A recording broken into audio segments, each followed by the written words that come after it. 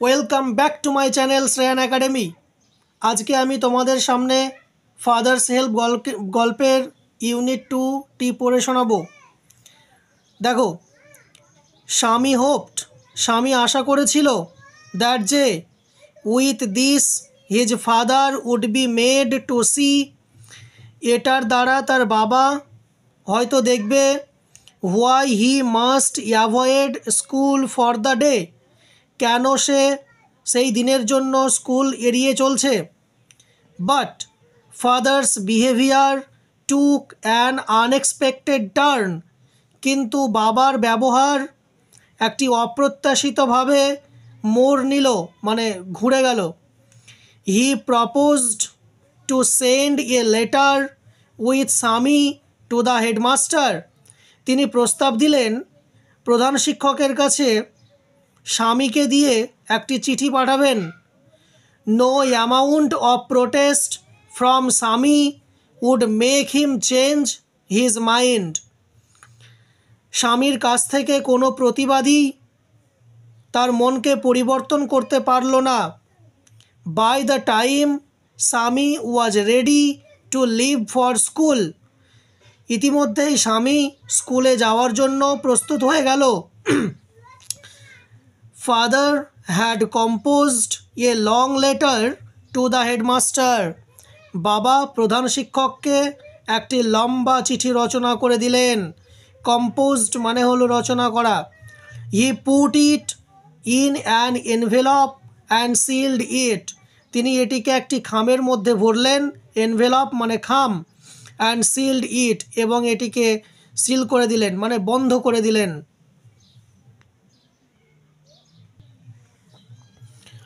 এরপর পরের পাতায় দেখো, what have you written father, তুমি কি লিখেছো বাবা? স্বামী আস্কড অ্যাপ্রিহেন্সিভলি, স্বামী ভয়ে ভয়ে জিজ্ঞেস করলো। অ্যাপ্রিহেন্সিভলি মানে ভয়ে ভয়ে। নাথিং ফর ইউ, তোমার জন্য কিছু না। Give it to your headmaster and go to your class, এটিকে তোমার প্রধান শিক্ষককে দিয়ে ক্লাসে চলে যাবে। Have you written anything about our teacher Samuel, তুমি কি আমাদের শিক্ষক স্যামুয়েলের সম্পর্কে কিছু লিখেছ? ইয়েস, হ্যাঁ, প্লেন্টি অফ থিংস, অনেক কিছু জিনিসই লিখেছি। What has he done father, তিনি কি করেছেন বাবা? Everything is there in the letter, এই চিঠিতে সব কিছুই রয়েছে। Give it to your headmaster, এটাকে তোমার প্রধান শিক্ষককে দিও। Swami went to school feeling that, Swami স্কুলে গেল এটা ভাবতে ভাবতে যে he was the worst boy on earth, সে ছিল পৃথিবীর মধ্যে সব থেকে খারাপতম ছেলে। হিজ কনসায়েন্স বদার্ড হিম, তার বিবেক তাকে বিব্রত করলো। কনসায়েন্স মানে হলো বিবেক, বদার্ড মানে হলো বিব্রত করা, বিব্রত করলো। He was not at all sure, সে আদৌ নিশ্চিত ছিল না।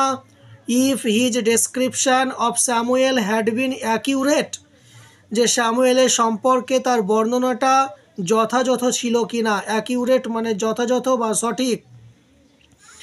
হি ফেল্ট, সে অনুভব করলো।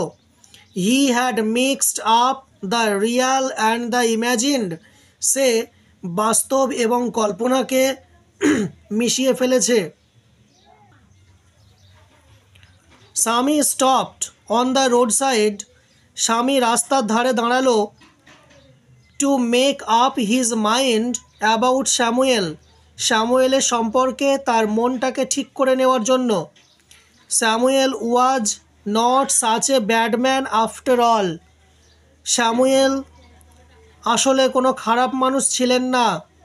Personally he was much more friendly than the other teachers, ব্যক্তিগতভাবে তিনি অন্য শিক্ষকদের থেকে অনেক বেশি বন্ধুত্বপূর্ণ ছিলেন। স্বামী also felt Samuel had a special regard for him, স্বামী এটাও অনুভব করত যে স্যামুয়েলের ছিল তার প্রতি একটি বিশেষ নজর বা দৃষ্টি।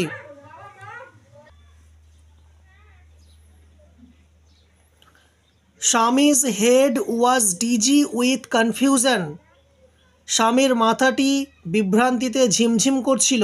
ডিজি মানে ঝিমঝিম করা। হি কুড নট ডিসাইড, সে স্থির করতেই পারল না।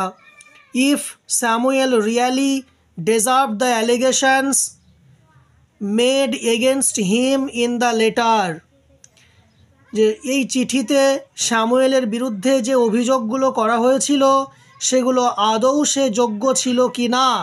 ডিজার্ভ মানে হচ্ছে যোগ্য থাকা।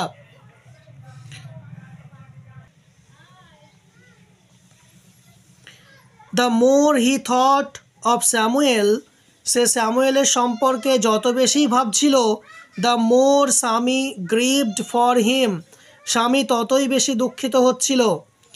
Two recall Samuel's dark face, স্যামুয়েলের কালো মুখখানি, হিজ থিন মোস্টাস, তার পাতলা গোঁফ, আনসেভেন চিক মানে দাড়ি না কাটা গাল, অ্যান্ড ইয়েলো কোট এবং হলুদ রঙের কোটটি, ফিল স্বামীনাথন উইথ সরো, স্বামীনাথনকে দুঃখে ভরিয়ে তুলেছিল। আশা করি এতদূর পর্যন্ত তোমাদের বুঝতে কোনো অসুবিধা হয়নি। এরপরে এবার আমরা ওয়ার্ড নেস্টগুলো দেখে নেব একবার। এখানে দুটো শব্দ দেওয়া আছে, অ্যাপ্রিহেন্সিভলি। অ্যাপ্রিহেন্সিভলি মানে কি? In a manner which expresses worry that something unpleasant may happen, মানে এমনভাবে যেটা এক্সপ্রেসেস মানে প্রকাশ করে, ওরি মানে দুশ্চিন্তা, that something unpleasant may happen মানে কোনো কিছু অশুভ কিছু হতে পারে। তার মানে এখানে অত মনে রাখার দরকার নেই, এইটার মানে মনে রাখবে তোমরা ভয়ে ভয়ে। ডিজি মানে কি? Imbalanced and undecided state of mind. Imbalance মানে অভারসাম্য এবং আনডিসাইডেড মানে যা স্থির করতে পারে না এরকম স্টেট অফ মাইন্ড মনের অবস্থা, মানে ডিজি মানে ঝিমঝিম।